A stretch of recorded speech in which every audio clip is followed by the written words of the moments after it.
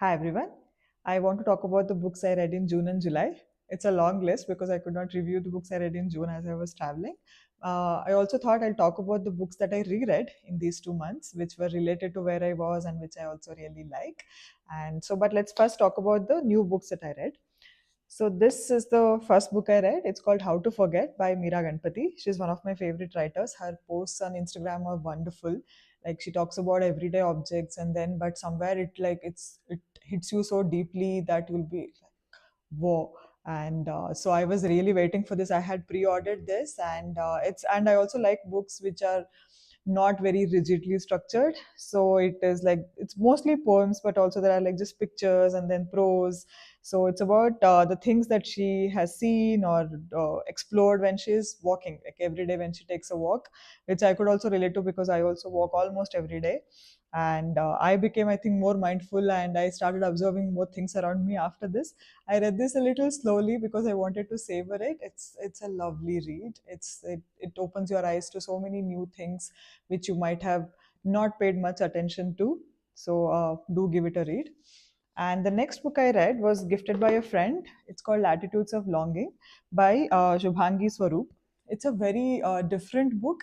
I was quite intrigued because initially I did not get the plot. I was because it's very different from what I usually read, but it's such a beautifully written prose. It's almost like poetry, and though it talks about very different things, and also it's set in a very different time period and in a very uh, like rarely explored part of India, like Andamans, but it's a very offbeat, a very different take on a subject, and it has all of the surreal elements also, and the very few characters, but very nicely written. Like it reads very beautifully, so I really like that. And then I listened to a few audiobooks. So the first one is Atmosphere by one of my again favorite authors, Taylor Jenkins Reid. I love her.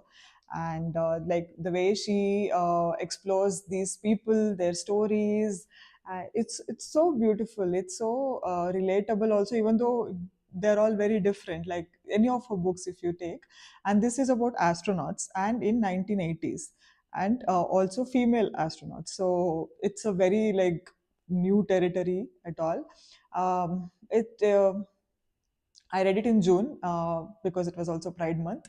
So I don't want to spoil anything else, but it's such a wonderful read. And also, I really liked listening to it.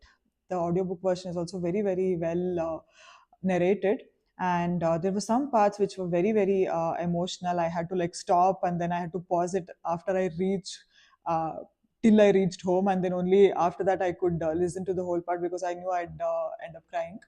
And where I felt a little lacking was I am actually not sure how the scenario was in the 1980s US. Maybe it was different from India because I thought it was quite advanced. Somewhere it felt a little jarring to make that connection because some of the parts felt very advanced. They felt now, like in the present. They did not feel like it happened in the 1980s. So I don't know. That connection I found a little lacking, but it's a very unique story told very beautifully and explores human relations, even sibling relations and colleagues and all of it very like uniquely and wonderfully. So it's a very nice book. I also read another one of Taylor Jenkins' reads on my Kindle. It's called One True Loves. I think it's one of her very initial novels. Atmosphere is her latest one. So I could actually see the difference how an author evolves over time.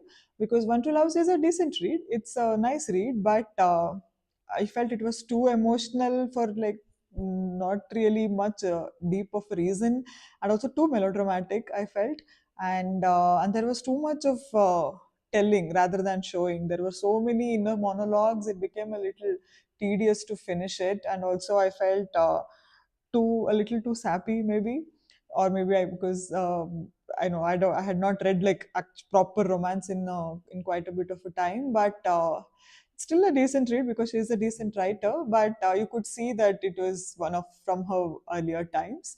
So it was okay. I think another thing that put me off was the triangles. I am done with triangles.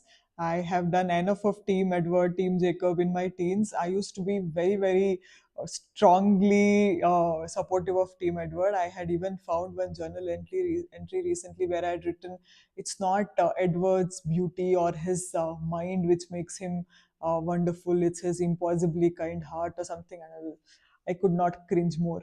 So I don't like triangles. I have no time or patience for triangles. I think that is one of the reasons I did not like this book very much, but a decent read. Then I listened to Wild by Cheryl Strayed. So it's also made into a movie by Reese Witherspoon. So I like Cheryl Strayed. You should listen to read Tiny Beautiful Things. It's a collection of her kind of like an advice column, and it has some very beautiful stories.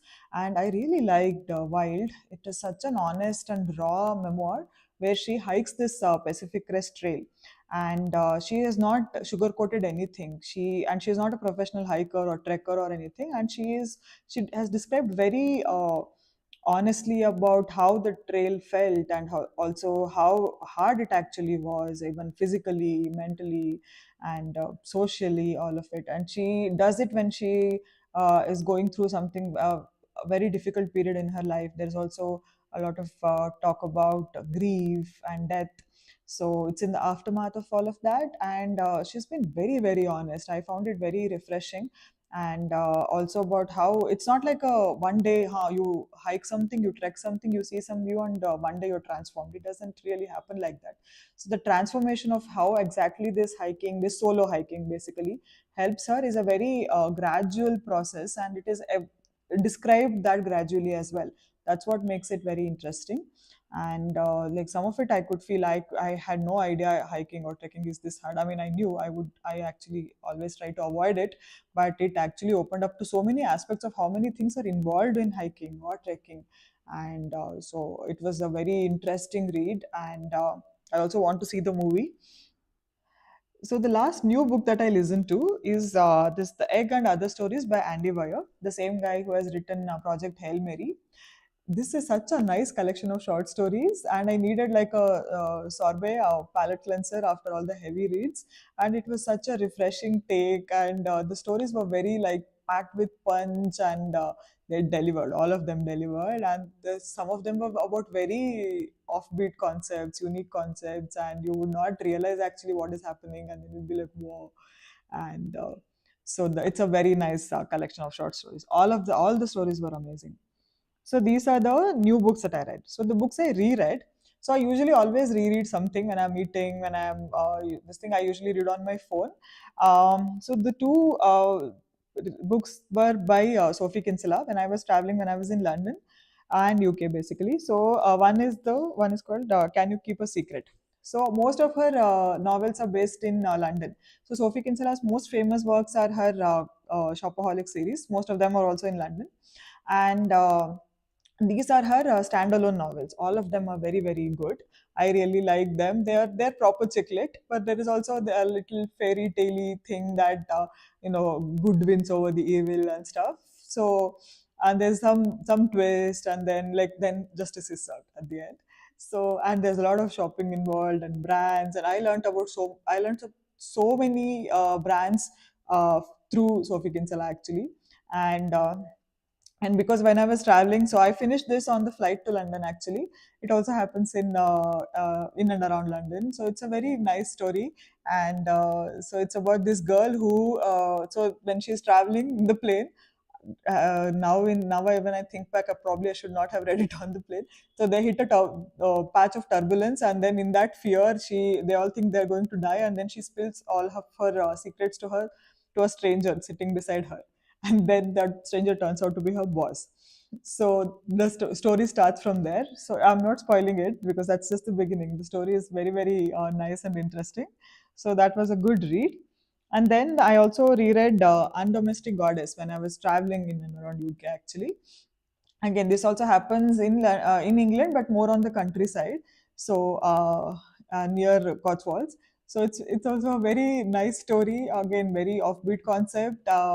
and but very beautifully narrated. And again, like there is a plot twist, and then there is like uh, again justice being served kind of stuff. But the very very good read and very easy, very page turner. You can like read it anytime and you will not get bored. So these are the two books that I reread. I thought I'll also talk about them.